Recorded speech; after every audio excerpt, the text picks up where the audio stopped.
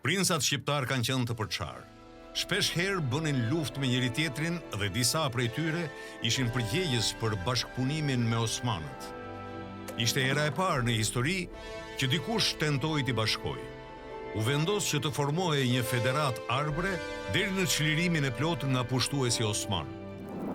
Organet më të larta të saj do të ishin Asambleja e Princërve, në të cilën merrnin pjesë gjithë princat më të fuqishëm të vendit, ata që themeluan lidhjen si dhe të tjerë që u shtuan më vonë.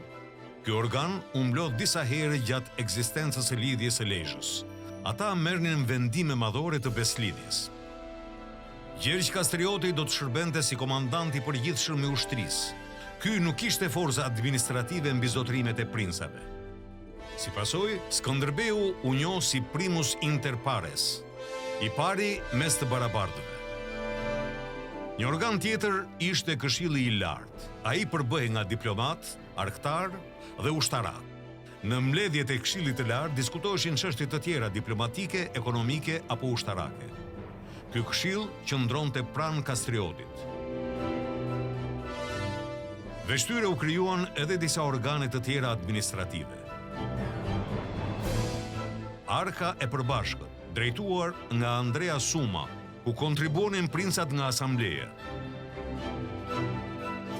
Të ardhurat e lidhjes shkonin në 200.000 dukate në vit, në saj dhe të kriporeve të Shën Nikollit të Gurit. U krijua një organ i punëve të jashtme i drejtuar nga peshkopi Andrea dhe Gjergj Pelini, kancelaria e cila merrej me shkresa zyrtare në gjuhë të ndryshme. Këshilli i luftës, që mblidhej në raste fushate dhe diskutonte veprimet strategjike të ushtrisë.